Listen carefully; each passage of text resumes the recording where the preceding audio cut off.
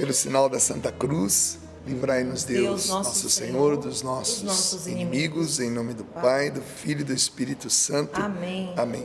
Esse pequeno trecho, né? Na verdade é um bilhete. Fala carta a Filémon, escrita por Paulo, mas é um negócio tão pequenininho, é um bilhetinho, que Paulo, ele ficou preso 2 vezes em Roma, né? Teve 2 períodos de cárcere. No primeiro período desse cárcere de Paulo, lá em Roma, ele vai escrever um bilhete para um morador de Colossos, né? Já existe a carta de São Paulo aos Colossenses, né? Muito conhecida, mas ele decidiu escrever um bilhete a um morador de Colossos, né? A um colossense, que era justamente o Filémon. E a gente vai descobrir por que ele escreveu esse bilhete para ele, né? Como é que um bilhete pode estar na Bíblia, né? Qual a importância desse bilhete, né? Então vamos ler primeiro, depois a gente explica. Intercessão por Onésimo é o título desse pequeno trecho. Por esse motivo, se bem que eu tenha plena autoridade em Cristo para prescrever-te o que é da tua obrigação, prefiro fazer apenas um apelo à tua caridade. Eu, Paulo, idoso como estou, e agora preso por Jesus Cristo, venho suplicar-te em favor deste filho meu, que gerei na prisão, o Onésimo. Ele poderá ter sido de pouca serventia para ti, mas agora será muito útil, tanto a ti como a mim. Torno a enviá-lo para junto de ti, e é como se fora o meu próprio coração. Quisera conservá-lo comigo, para que em teu nome ele continuasse a assistir-me nessa minha prisão pelo Evangelho. Mas, sem teu consentimento, nada quis resolver, para que tenhas ocasião de praticar o bem em meu favor, não por imposição, mas sim por livre vontade. Se ele se apartou de ti por algum tempo, foi sem dúvida para que o pudesses reaver para sempre. Agora, não já como escravo, mas bem mais do que um escravo, como um irmão caríssimo, meu e sobretudo teu, tanto por interesses temporais como no Senhor. Portanto, se me tens por amigo, recebe-o como a mim. Se ele te causou qualquer prejuízo ou está devendo alguma coisa, lança isso em minha conta. Eu, Paulo, escrevo de próprio punho, eu pagarei. Para não te dizer que tu mesmo te deves inteiramente a mim. Sim, irmão, quisera eu receber de ti esta alegria no Senhor. Dá esta alegria ao meu coração em Cristo. Eu te escrevi, certo de que me atenderás e sabendo que farás ainda mais do que estou pedindo. Palavra do Senhor. Graças a Deus. Aí você está perguntando, mas que bilhete é esse? É um bilhetinho pequenininho, não dá nem 2 capítulos, é um capítulo só. Contextualizando, meus irmãos, o Onésimo, ele era um escravo do Filémon. Ele fugiu para Roma, morava em Colossos, fugiu para Roma por quê? Porque ele roubou o patrão, ele roubou o Filémon. O Onésimo, ele roubou o seu patrão, o seu senhor, que ele era um escravo, e fugiu, e foi parar em Roma. Todos os caminhos levam a Roma, né? Chegando em Roma, ele teve uma experiência com Jesus Cristo ressuscitado através da pregação de Paulo, e se tornou um servo de Paulo. E depois de um tempo, ele decidiu contar a história dele para Paulo. De repente, numa conversa ali mais íntima, Paulo, já idoso, preso, ele começou a contar a história. De repente, Paulo falou para ele: mas Onésimo, conta aí, como é que você veio parar aqui em Roma? Você é de Colossos, Então, Paulo, deixa eu contar para você uma coisa. Eu sou escravo. E eu vim parar em Roma porque eu roubei o meu patrão. Então, além de escravo, ele era ladrão e fugitivo. Mas mesmo na condição de escravo, ladrão e fugitivo, ele tem um encontro pessoal com Deus. E Paulo começa a se interessar pela história dele. Rapaz, mas você veio parar aqui em Roma. Mas o que você fez? Eu roubei o meu patrão. Mas quem é o seu patrão? É um senhor chamado Filemon, de Colossos. O Paulo deve ter dito assim, eu não acredito. Eu sou amigo dele. Sou amigo do Filemon. E Paulo chega num determinado momento que ele quer colocar uma ordem nessa história. E ele vai devolver o Onésimo para o Filemon. E ele vai escrever essa carta. E agora você começa a entender o porquê da carta. Paulo vai pedir a Filemon que receba o Onésimo de novo. Mesmo diante de todos os prejuízos que o Onésimo causou, mas que o receba na condição de escravo, mas também agora na condição de irmão. Porque agora Onésimo, Filemon e Paulo são irmãos em Cristo. Você tem o profeta, o evangelizador, o apóstolo, você tem o Senhor e você tem o escravo, todos nivelados pelo fato de sermos irmãos em Cristo. A grande riqueza desse pequeno bilhete de Paulo a Filemon é justamente colocar ordem na nossa vida. O apelo que Paulo está fazendo a Filemon é para que Filemon releve todas as coisas. Veja, Filemon podia fazer o que quisesse com aquele escravo. Podia matar, podia açoitar, podia castigar, podia acorrentar, podia não receber. Mas agora ele vai receber na condição de irmão. Os nossos erros cometidos no passado, recente ou remoto, eles precisam ser saudados, eles precisam ser colocados em ordem, e isso acontece ao longo da vida. É ao longo da vida que os erros do passado são consertados, e vai ser consertado por alguém que o próprio Deus vai colocar entre o prejudicado e o que prejudicou. Então veja que história maravilhosa, linda. Aliás, porque a palavra Filemon significa amável. Nós estamos falando de uma pessoa que o amável é aquele que tem condição de amar. Eu sou amável.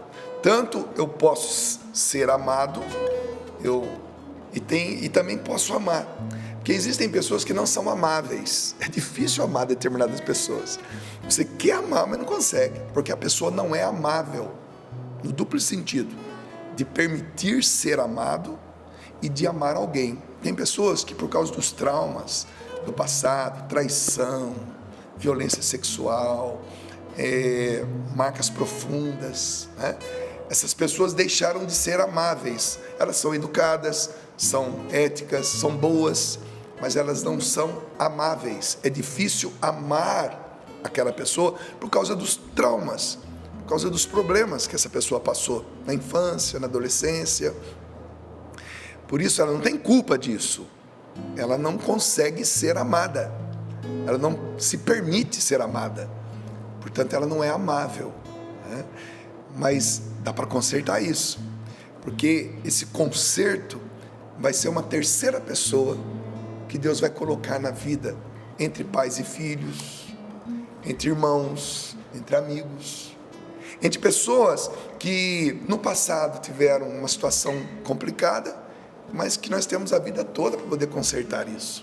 Então, o Filemon era um amável, era possível amá-lo. E o Onésimo significa útil. O escravo, ladrão, fugitivo, o nome dele significava e significa útil. Então Paulo vai pegar uma pessoa que é útil e uma pessoa que é amável. Veja, meus irmãos, os prejuízos da nossa vida que nós sofremos, que nós causamos, eles podem ser consertados ao longo da vida. E nós precisamos estar abertos para isso. A gente evangeliza, né? Eu sou missionário, todos nós que estamos aqui somos missionários, rodamos o Brasil, o mundo, entregamos a nossa vida para a evangelização. E cada vez mais a gente vai tendo mais contato com pessoas feridas, pessoas marcadas, né? Uma coisa é você pegar o microfone no palco, né, e pregar para milhares de pessoas. Isso é ótimo, maravilhoso. Mas depois, no dia a dia, você vai conversando com pessoas, você vai atendendo pessoas, você vai convivendo com pessoas, e você vai percebendo as feridas dessas pessoas. E essas pessoas se tornam amáveis ou não amáveis. E você vai percebendo que existe um gatilho, existe um jeito que Deus, o próprio Deus, vai usar para consertar aquele erro do passado. Então, às vezes, a cura, ela chega 10 anos depois, 20 anos depois, né? Existem marcas dentro de mim ainda que precisam ser curadas e que serão curadas a seu tempo. Às vezes, marcas da infância, marcas da adolescência, e que nós temos uma vida inteira para ir fazendo nossas experiências com Deus. Esse pequeno bilhete, veja, Paulo na cadeia, Paulo idoso, Paulo está ali no meio daqueles 2 anos, os últimos 2 anos da vida dele. Paulo, antes de ficar 2 anos preso em Roma, ele ficou 2 anos preso em Cesareia, onde eu vou te levar lá, você vai gostar. Ele ficou preso 2 anos em Cesareia Marítima, lá em Israel, depois ele é transferido para Roma, fica mais 2 anos. No meio desses 2 segundos anos, ele vai fazer essa experiência. Ele vai conhecer uma pessoa já convertida. Onésimo já é um homem convertido, batizado no Espírito Santo, orava em línguas, já estava... Só que ele tinha ainda alguma coisa para resolver. Quando Paulo escuta essa história, ele, poxa... E esse Onésimo, que era, volto a dizer, escravo, fugitivo e ladrão, sabe como é que ele vai terminar a vida dele? Como bispo de Bereia, ali na região de Éfeso. Esse homem que era escravo, ladrão, fugitivo, ele vai voltar para o seu patrão, que tem o nome de Filémon, que significa amável. E esse homem se arrependeu. Imagina a vida desse escravo agora com seu patrão na condição de 2 irmãos em Cristo. E esse escravo vai fazer um caminho tão bonito que ele vai terminar na condição de bispo da igreja primitiva, na cidade de Bereia, na região de Bereia, melhor dizendo. Então, meus irmãos, Deus pode fazer, e Deus quer ter esse tipo de gente, esse tipo de pessoa no seu grupo. Vamos lembrar do Judas Iscariote? O que o Judas Iscariote estava fazendo no meio daqueles 12? Por que ele se chama Judas Iscariote? Iscariote vem de sicário. Sicário. Sabe o que significa sicário? Aquele que tem sede por sangue. Sanguinário, matador de aluguel. Esse era o Judas Iscariote. Ele era um corpo estranho no meio dos 12. Até hoje, eu preciso meditar muito para entender o que o Judas Iscariote estava fazendo no meio daquele grupo. Porque Iscariote vem de sicário. Sicário significa matador de aluguel, sedento de sangue, sanguinário. Então nós tínhamos um assassino no meio dos 12. Só que ele era útil para o plano de Deus. Se não fosse o Judas Iscariote entregar Jesus, Jesus não tinha sido preso, açoitado, crucificado, morto, sepultado e ressuscitado. Todos nós, por piores que sejamos, de repente nós podemos nos encontrar no meio de um plano de Deus. Por isso que muitas vezes você fala assim, eu não entendo porque fulano de tal está naquele cargo, naquela posição. Como é que pode uma pessoa dessa dentro da igreja? E a gente vai julgando. Mas os planos de Deus são insondáveis. Os planos de Deus, eles permeiam a humanidade. Se não fosse assim, nem eu, nem Paula, nem Sapo, nem Valdênia, nem Peter estaríamos aqui. Por porque não é por mérito que nós estamos aqui. Nós estamos aqui porque Deus tem um plano. Estamos aqui porque Deus tem uma estratégia. E dentro dessa estratégia de Deus, Ele reúne pessoas. E aí, quando nós tomamos consciência disso, nós vamos convivendo melhor com as diferenças, sabe? Às vezes você olha para uma pessoa e você fala assim, não fui com a cara desse, não fui com a fachada dele, não desce, fulano de tal não desce. E realmente não desce mesmo. Mas o fato de você estar no mesmo ambiente com uma pessoa que não desce, não é mérito seu, nem mérito dela.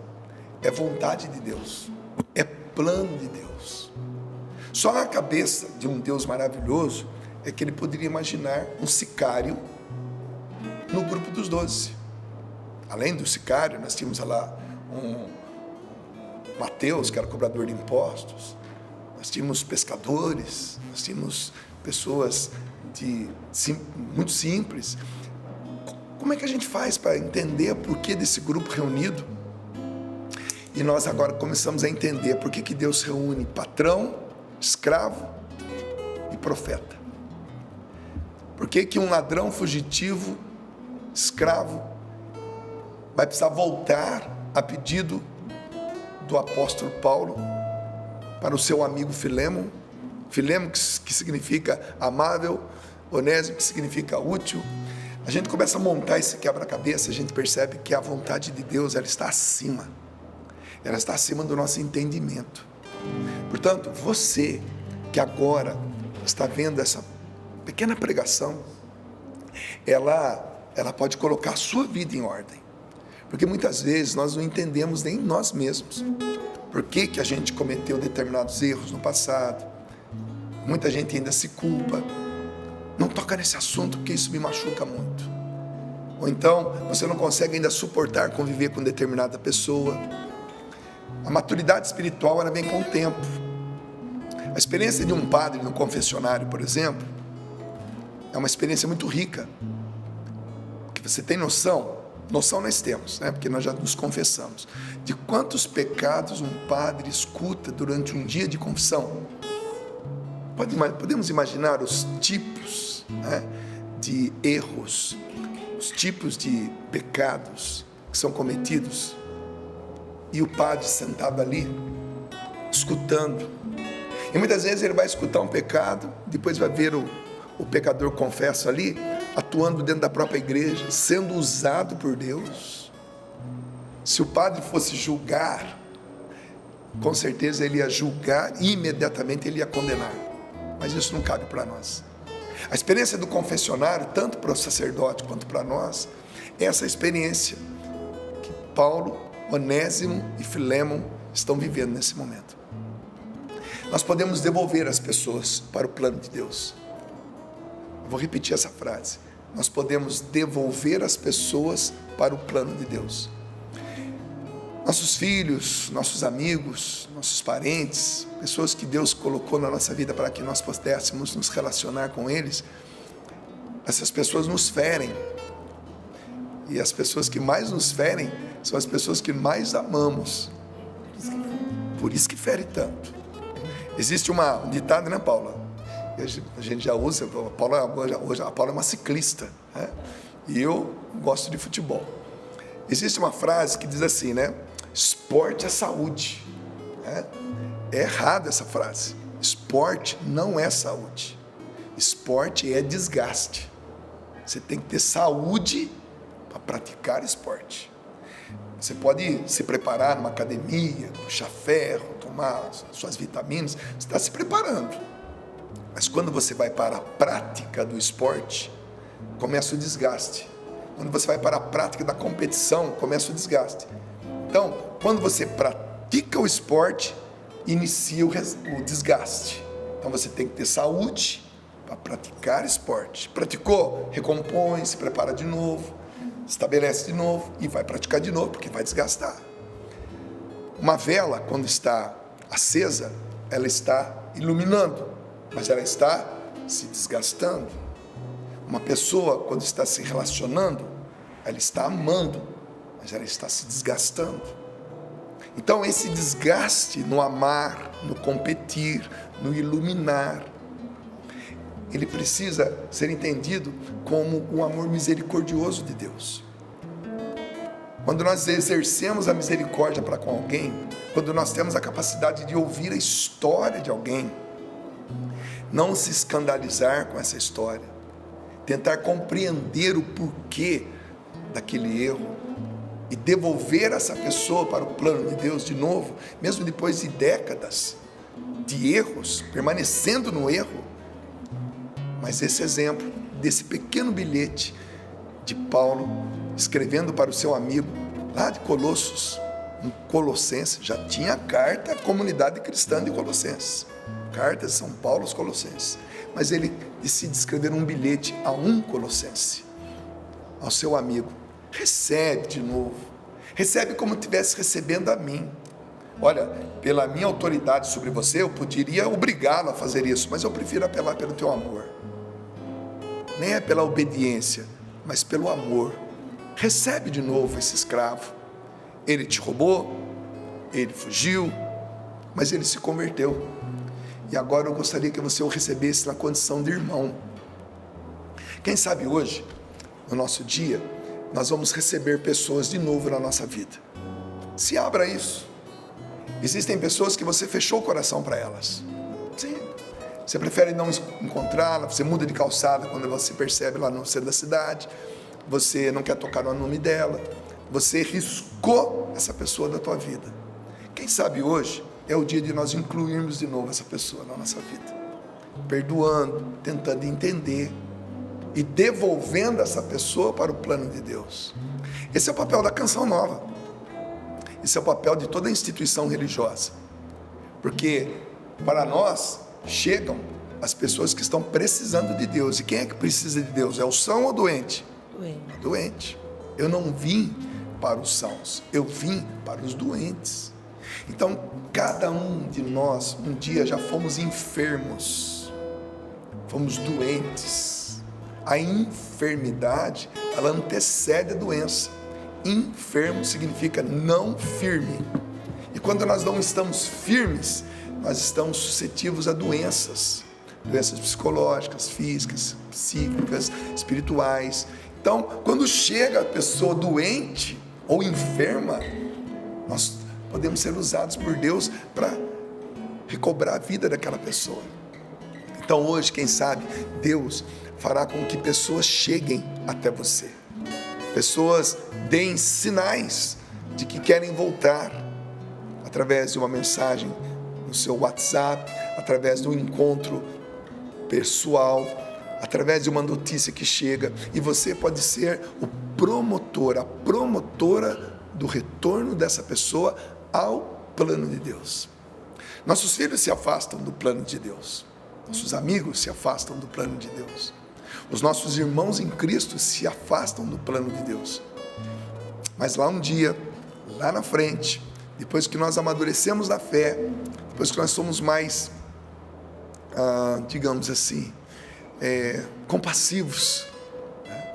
Depois que nós suportamos mais o erro do outro, nós podemos ser usados por Deus para poder promover de novo essa pessoa à condição de um membro do plano de Deus.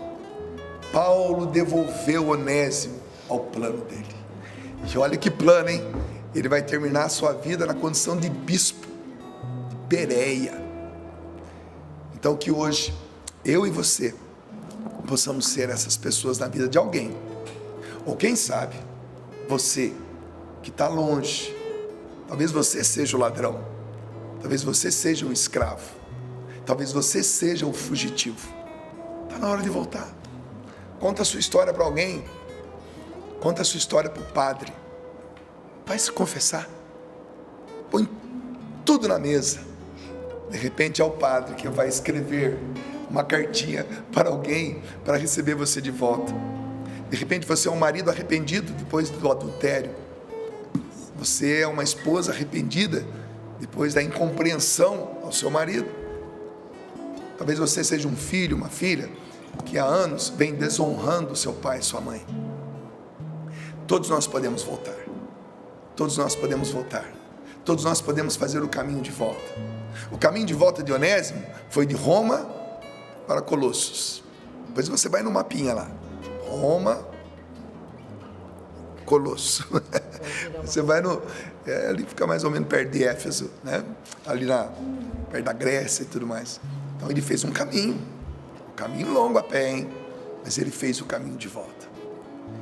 A pedido de Paulo, recebido pelo seu patrão, que agora é irmão. O seu Senhor, que agora é irmão em Cristo. E ele vai subir no degrau, hein? Ele vai se tornar, na hierarquia da igreja, o bispo do Filémon. Gente, é tão lindo isso. Então, Deus está de olho em nós. Cada um de nós aqui temos uma história para contar. Uma história de queda, de surgimento, de recomeço, de repensar os erros do passado. E todos nós temos esse direito. E ao mesmo tempo, nós temos um dever como cristãos, de fazer com que esses retornos aconteçam na nossa vida. Lembrando um pouquinho mais do nosso querido Judas Iscariote, às vezes nós não sabemos o porquê que determinada pessoa está no nosso grupo. Eu fico imaginando os 11 se perguntando nas conversas em particulares: o que esse cara está fazendo no nosso meio? Por que ele está aqui, rapaz? Tudo bem, Mateus era cobrador de impostos, mas tá lá, deixou a banca, veio seguir a gente. O Pedro era pescador, o André, seu irmão, tal. Tem uma turma aqui que tudo bem, justifica estar aqui. Mas o Judas Iscariote, sicário, meus irmãos, significa matador de aluguel, sanguinário, sede por sangue. O cara era um bandido, era um ladrão, e estava no meio dos 12, e Deus tinha um plano para isso. Deus tinha um plano. Olha, ninguém está entendendo nada porque que esse cara está aqui, mas ele está aqui porque eu tenho um plano, e no meu plano ele está. Então muitas vezes nós teremos pessoas no nosso grupo que nós não entendemos o porquê está, mas se nós nos abrirmos ao entendimento que Deus pode nos dar, até mesmo essas pessoas que você já usou essa expressão: fulano de tal não desce da minha garganta, fulano de tal não fica fachada, não invoca a cara, não caiu bem. Existem essas pessoas nos nossos grupos, mas no plano de Deus, até essa pessoa tem a sua utilidade, porque Onésimo significa útil. Eu sou útil no plano de Deus. Tenho os meus erros, tenho meus pecados, tenho meus limites, mas eu sou útil.